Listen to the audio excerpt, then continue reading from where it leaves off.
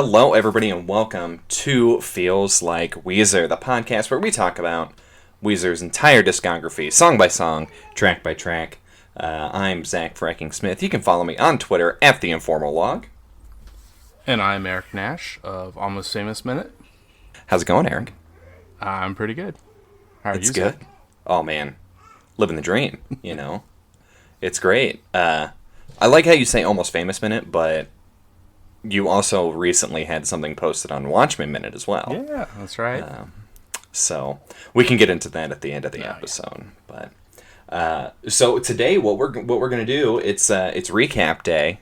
So we're finally done with Pinkerton proper, and so we're just gonna do kind of final thoughts on the album, and then go 10-1 what our bottom and top songs were. So I think I've made myself pretty clear about how I feel about this album, but Eric, I'd like to hear your opinion. Well, and the first thing is a clarification from the last episode that where we covered Butterfly.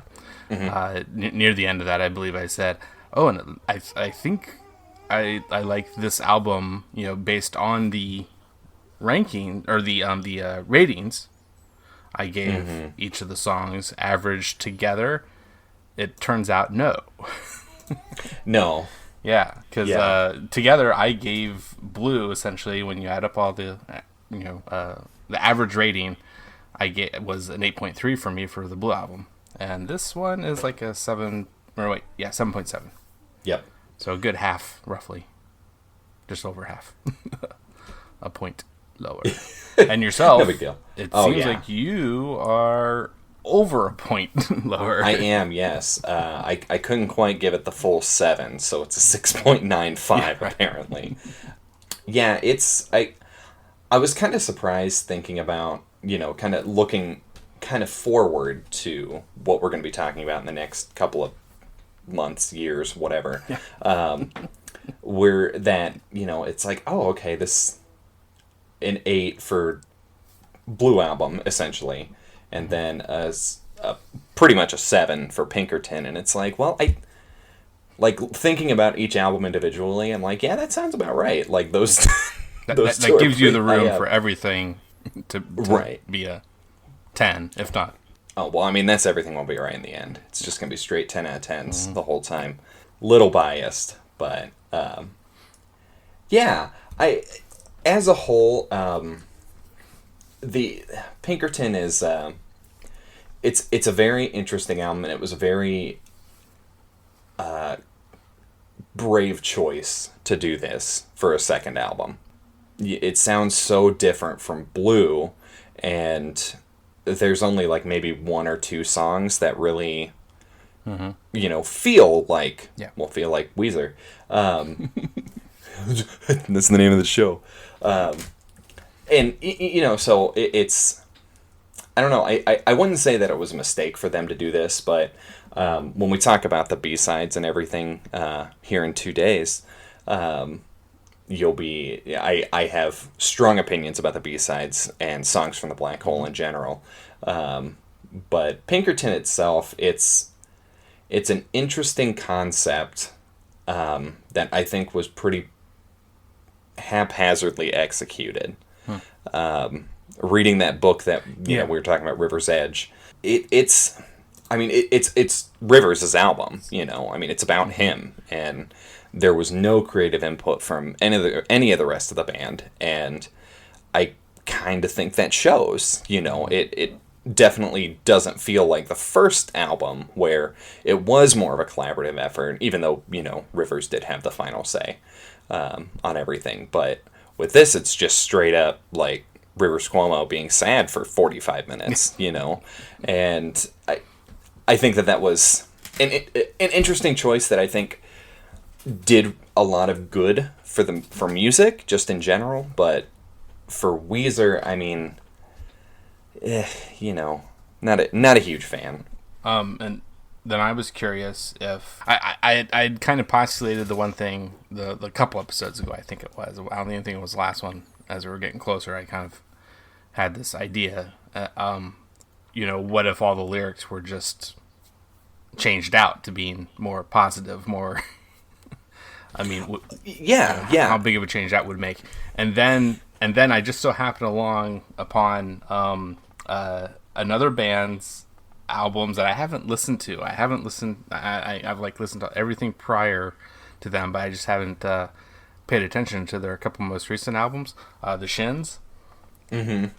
And it's not the lyrics that they did something like this for, but rather, so they had their album called Heartworms. They followed it up, like, I don't know, like some months or maybe even a year or so later, I think. They called it, apparently, quote in quotes, flipped, a flipped version of Heartworms, and it was the worm's heart. And how Wikipedia phrases this, it says the album contains the same songs, but reinterpreted. And according to the lead guy, who is very much, I think, pretty similar to Rivers, but according to Mercer is his name, Ben Mercer. Slow songs are played fast, quiet songs louder, fast songs slower, and loud songs quieter. I would be interested in a, I don't know, Tunner Pink. I couldn't think of a what? Pink? A Tunner Pink. Tunner Pink. Yeah, right. Know. Yeah. Okay. Yeah. Maybe. Oh God, Bluerton. Would that no? Because we've got the Blue album there. But I was trying to think Pink, Blue. You know. Yeah. Or if you would call it Butterfly. Yeah, but yeah. Mm-hmm. You know, where it would be a more from the girl's point of view. Exactly. I think if that were to happen, you know, I think it would really bring Pinkerton up in estimation, in my opinion at least. But, I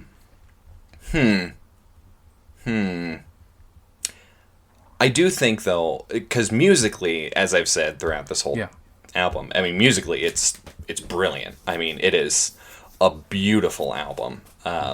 It's just, what are you saying, you know? Like, if this is the message you want to show to the world, I think that's a really problematic point of view there, buddy. So here's another thing, is I found a quote of his. You may have read this, but let's if you, I'm ready. I'm ready for say it. Say it for the listeners. It's a hideous record. Mm-hmm. It was such a hugely painful mistake that it happened in front of hundreds of thousands of people and continues to happen on a grander and grander scale and just won't go away. It's like getting really drunk at a party and spilling your guts in front of everyone and feeling incredibly great and cathartic about it, and then waking up the next morning and realizing what a complete fool you made of yourself. Yeah, sounds about right. Yeah. And put in those terms, I mean, I myself may have been in that literal state as well in college and so forth, and I had friends that were like that, and I really don't think any less of any friends that went through that, and I hope none of them would think less of me, and I don't think less of Rivers, you know. I mean, it's just something that for that reason was this part of the journey, you know. I get what he's trying to say, and I mean, he's gone back and forth on Pinkerton a lot. Okay. You know, and I mean, you can find more recent quotes of him saying, you know, it was a great idea, but I think that a lot of it is because that was in like what 2006 when he said that. Oh, okay, yeah, I didn't mark it down. Think don't quote me on it. Look, we don't deal in facts here. We deal in opinions. But right, exactly. The right ones is what I'm trying to say. So he does go back and forth on it, but I think overall because I mean he doesn't really play anything. They don't play anything really from Pinkerton that much anymore, unless they're doing a Pinkerton only show. Yeah. You know. Well, I thought I'd seen a little bit, like, you know, like, I mean, just like out of, you know, I don't know, what, a 30 song, set? I mean, like one song or something. And then, I mean, that kind of goes to show where, you know, they're going to do like 4 or 5 songs from Blue and then, you know, their hits and then like a song from Pinkerton. I think that this resonates a lot with, I would say probably high school to mid-20s. which is, where I was when I was really enjoying Pinkerton. And then, I guess it really kind of depends on how your life folds from there, whether you continue to agree with what Rivers is trying to say, or not. And I obviously went in the other direction where I'm like, oh, well, it's a good album. Like, I will honestly say Pinkerton is a very good album. I think that it is a really important part of Weezer's story and of, rock music in general. And obviously with the, sort of birth of emo rock from there. I think it is important, it is good, but it's just, I don't like it. Would another way that it's important in history of rock, kind of viewpoint is that, especially with what I've really rather recently said, what I've recently read in the book we've been talking about, which I don't know if we've said, the River's Edge is the name of the book. Yep, by John D. Lerse and LeSueur, is that how it's pronounced? Is that it? I don't know. I stopped about halfway through. Yeah, that's where I am right now, essentially. But I'm starting to go even faster through it at this halfway mark, roughly. Yeah. But what I'm getting at is and it's not a complete, history of them, because this was written in 06-ish, 05, 6-ish. I think it was published in 04. 04. Okay, yeah.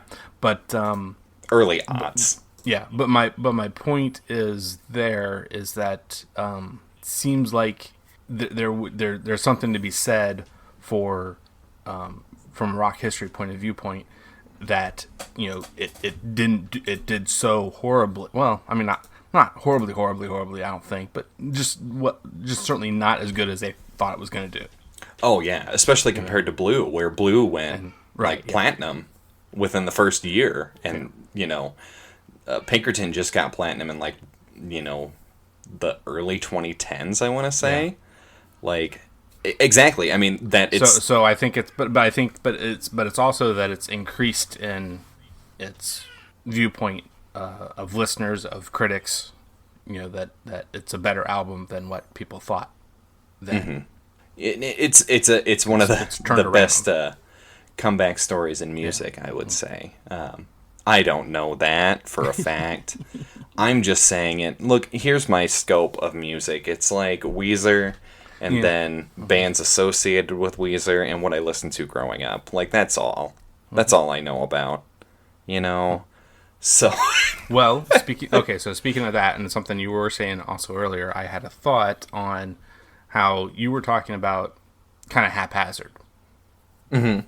So, and that's something I definitely understood better upon reading the book too, is that it seems like, and we've talked about it already anyway, the Songs from the Black Hole concept album thing, and this is also a concept album, but it changed. That's a dramatic change from being seemingly, I assume, kind of sci-fi-ish, yet with some love songs, he had to get rid of a few songs that kind of were supposed to be with that, but a few stayed.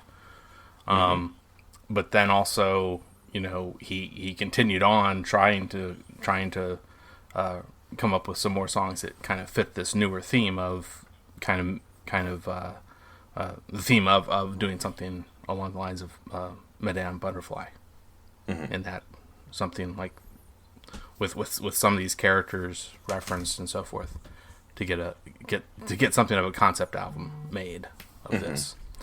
So what that then relates to is the Beatles and concept albums in my mind, and for their first of none. I mean, I don't think they really had a concept album besides Sgt. Pepper. And for that, the big thing for that, if you weren't aware, Zach, I imagine many of our listeners might be though, but so it's really basically all started with one song, and that's Strawberry Fields Forever, which is not on the album. And John wrote Strawberry Fields Forever, and Paul decides, because he wants to do something similar, something about Strawberry Fields was a childhood thing of John's. So he says, well, I'll write about Penny Lane. So, and they put that out as a single too. So, and then the way things went back then, especially songs that were put out as singles didn't generally go on albums. So they had to keep these two songs that fit the theme of the album, or what they initially thought the album would be, which would be about their childhood. So they had to kind of get rid of that concept even too. But then they modified it a bit. They still had some things I think that were kind of, kind of had this little more old timey feel, similar to, it being about their childhood. Those couple songs, and the initial concept idea. But they then converted it into something else. It was converted into make believe that they're a different band, essentially. So something I think very similar happened here. He had this one concept idea, got rid of it for, I'm not totally sure what the reason is there, then came up with this other idea, and then had to do more songs around it. Yeah, that's pretty interesting. It's a cool little parallel, Oh yeah. I don't think it means anything, but it's cool. Well, what I think it means is that bands can have this kind of thing happen. I mean that you can have an idea. I mean, it doesn't have to be the whole concept album idea. It can be other things too. That you have ideas and you just kind of have to roll with the punches. You have to realize that something isn't quite working out, and change up the be flexible about things. Mm-hmm.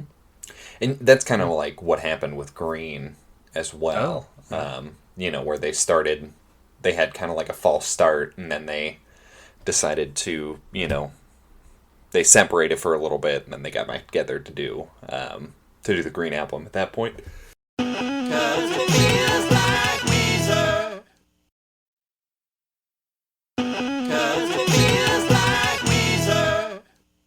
All right, so are we ready for the grand ranking? Ooh, I think so.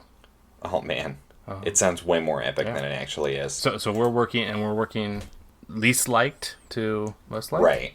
Yeah. Yep. So what we've, from worst on the album to best on the album, which I have no clue where this is going to go between us, but starting off at the bottom, unsurprisingly for me, is Get You, song number 2. And my least favorite would have to be Falling for You. Really? Yeah. It's a hot take. It's a hot take, I guess. Well, and especially considering what I mentioned is I feel like that's the most similar to the Blue Album, which I like better. Right. Yeah. It's really odd that way, in that sense. I think. The ratings don't lie, Eric. Yes. Then right after that is Why Bother? I will go to Get You. Okay. So that's clearly our least liked. Right. That's our bottom. That's our bottom right now. Number 8 for me would be Across the Sea. Now, I see, and this is what, I like both Across the Sea and Why Bother. Yeah. I think they're both good songs, but it's they're just not, they're not great, So my number 8 would be Tired of Sex. After that, number 7 is Falling for You. Oh, yes. So that's another low bar. Oh, yeah. Next. Yeah. So then, mine definitely, next one would be Why Bother? Would be my number. Well, no, you have to answer it. You can't just be like, why bother? Oh, the song. Got it. Okay. I'm so funny, man. Number 6 is No Other One. I can think of no other song to put in the number 6 spot. Stupid. That was dumb. Okay. So then I have a 4-way choice here. I know. That's hilly. Yeah, I'm gonna be right there with you in this case. That's no other one for me as well. Oh my So god, I'm get gonna out the go air with- horns. Yeah. Confetti cannons. We did it. We matched one. You Number have 5. successfully matched. We did it. That's, I don't know. It's, what's the Tinder thing? Did we both swipe Oh. right on this song? Is that what it is? I got married before I could use Tinder, so that's yeah, we swiped this song in the positive direction. Yeah. So It should have been. I heard someone say recently they should have been up and down. it's for Should real. have been Like up and down swipes. It would be very clear as to what you're. absolutely. Absolutely. You know, because I'm not going to get into it, but you know, like when you're going through pictures, you know, like when you go backwards, to me, you know, you're swiping right. Yeah, You know, that's backwards should be bad. right, and then I'm gonna move forward with this one, so I swipe it to the left. I don't know. Come on, Tinder people. It's update your app. Pink triangle. Yes, I know. It's controversial, but actually, it's not. That's like top half. So it's You're gonna hate me, oh no, butterfly. that's all right. I get it. I It's in the understand. middle. It's in the middle. It is. It is. And obviously, me and Tyler, our conversation did not change your mind on that. So I don't think it changed anybody's mind. Number 4 for me is Tired of Sex. So my number 4. I'm down to 2 for this 8 rated section. I know. It's not a great choice. I will go Across the Sea for number 4. Oh, wow. They're going to far ways to get that one. El Scorcho is number 3. Which, that was, I think El Scorcho was the right way to start off our coverage of Pinkerton. Like, I know that even if it was, you know, because we're going in release order, always release order, I think it's a much better choice to start off the discussion than Tired of Sex, just because El Scorcho is so off the wall and so different from really anything else that we see on Blue and on this album. I think that it was a good choice. Go us is what I'm trying to say. We made a good decision. So my number 3 will be The Good Life. That's my number 2. Oh wow! Yeah, so close. And Robin for me, was. the big thing in figuring out those 4 and The Good Life being the top of those 4 that I have rated 8. It's just the one that's in my head the most. It's still there. It's like Oh my goodness, I can immediately bring it back and hum its tune in my head, or That's it. Yeah, it is. It is such a catchy tune. You know, yeah, really good one. Okay, so my number 2 is El Scorcho. Rock and roll. Number 1 for me is Butterfly. Although there's a song on the B-sides that I think would have been a better closer for the album, but we'll talk about that soon. Yeah. I'm very excited to talk about it. So my number 1 is Pink Triangle. All right. So that is So the both of our number 1s are the others number 5s. That's interesting. Yeah. Oh boy. So yeah, that's Pinkerton. That's Pinkerton proper. We're done. We did it. Gonna take this Pinkerton here off my desk and just slide it into my CD case over here. Well, Here we go. So it doesn't have the deluxe on it.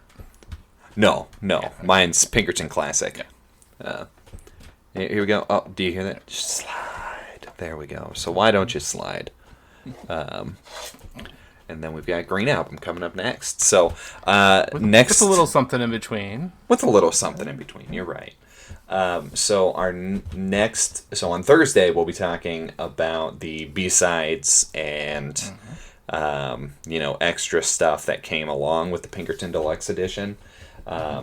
I'm very excited to talk about this. Like, I know we talked about this with Blue, but I had never heard any of the Deluxe Edition stuff on any of the albums. So this has been kind of fun for me, discovering new Weezer and seeing what, what could be a better fit on the album, There's some... Here's a hot take from me. Ooh, hot take. I think essentially like half of these extra B-side songs, not not acoustic versions and live versions, what have you. Half of these, I actually have a little something to say about. Some interesting. I feel like there's something worthwhile, whereas the other half is like, ah. Yeah, no, I kind of feel the same way. There's some really, really good ones on here, and then some real bad ones on there. But for the most part, I think it's good. They're good, but we're spoiling it. Yeah. What are you doing, Eric? Come on. They call me the spoiler. Oh God, he's back. So where can we find you, Eric? Oh yeah, besides in our hearts and minds. Yeah. Like I said at the beginning, Almost Famous Minute is currently airing 3 times a week, but soon to become once a week. Interestingly, here in mid-December, coming up in a little bit. But then also Watchmen Minute. You may have already heard at least the intro and a little trailer breakdown episode for the HBO show Watchmen. I know. I'm not so doing excited. It minute at a time. My old co-host there, Travis Bowe. We're doing the episode recaps that should air roughly in the middle of the week after they air on Sundays. The TV show itself airs on Sundays. We should be giving each episode as we do those a nice couple watches. So you would be the one who watches the Watchmen. Yes, that's right. How many times did you make that joke during Watchmen Minute? Just out of curiosity. 59. Because I wouldn't have been able to help myself every episode. It was like every 3 or 4 episodes, probably. I think. Well, it's funny that you mention, at least. Since your Almost Famous Minute's going to be once a week, after we finish Pinkerton, we are also going to be going once a week. We're gonna spread out the Weezer goodness, or as Pat Wilson would say, the special goodness, which was one of his bands, right? It was Special Goodness. Yeah. Yeah. Okay, that's what I thought. Joke landed. Good job. Or you can call us, especially for the upcoming little special episode. Before that, you could call us the Space Twins. The Space Twins. Yeah, exactly. I'm very excited. And we're for what we're going to be covering. The next song proper we're going to be covering, but. So I'm Zach Frankensmith. You can find me on Twitter at The Informal Log. You can also find me under your bed. It's Halloween time, so I had to say it. So watch out, everybody.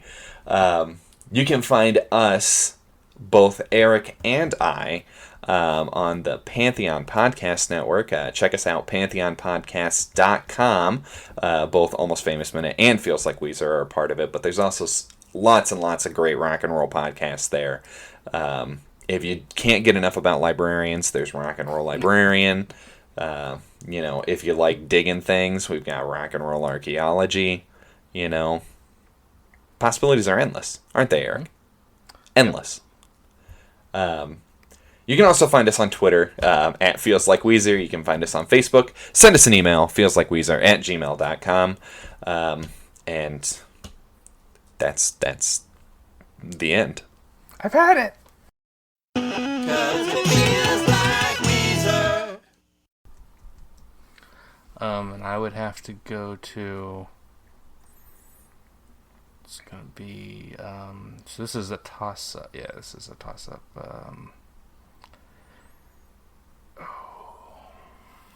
That's what you get for rating everything sevens and eights.